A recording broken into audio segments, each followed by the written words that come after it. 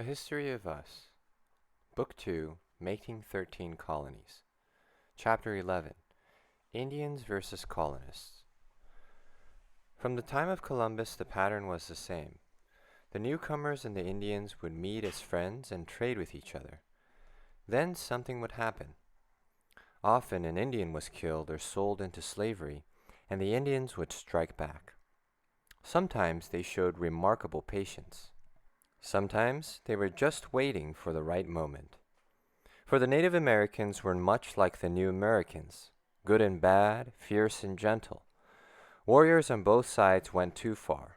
The massacres were horrible. At first the Indian leaders tried to live in peace with the settlers, but some of them realized that it would not work, that it would be the end of Indian ways. The Europeans used up land. They cut the forests and filled the land with people. Indians were hunters. To keep their way of life, the woods had to be protected. Wild animals need woods to live in, and hunters need wild animals. Most Europeans understood that too. One European governor said, "Either we must clear the Indians out of the country, or they must clear us out."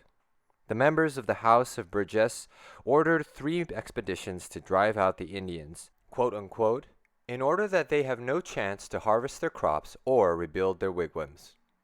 There was another problem, arrogance, which means thinking that you're better than others. In the 17th century, arrogance was often tied to religion. Many Christians believed that anyone who was not Christian must be inferior. The Aztecs believed those who weren't Aztec were inferior as well. Before long, that arrogance would become racism. Some whites believed themselves better than all Indians. Some believed themselves better than all blacks. History shows that racists are troublemakers and often the worst of their own race. There were bigots and racists in early America, and they made trouble. Some of them wanted to kill all the Indians, parentheses, and some Indians wanted to kill all whites, close parentheses.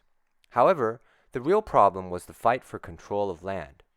Even when Indians and settlers were friendly, it usually didn't last long. The newcomers wanted Indian land, and naturally, the Indians didn't want to give it up. Some fair-minded white leaders respected the Indians and wanted to share the land, but they were never able to control the land-hungry settlers. Notes. Fields of Blood. Not all white people feared and hated Indians. John Lawson, a traveler in Carolina in 1700, wrote in a book about his journey. "We look upon them with scorn and disdain, yet, for all our religion and education, we possess more moral deformities and evils than these savages do. We make way for a Christian colony through a field of blood and defraud and make away with those that one day may be wanted in this world." John Lawson would go on to found a new settlement himself, although he was later captured and killed by Tuscarora Indians.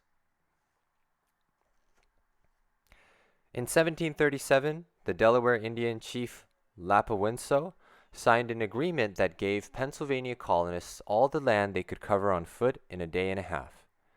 Instead of walking leisurely, as the Indians expected, the colonists sent runners.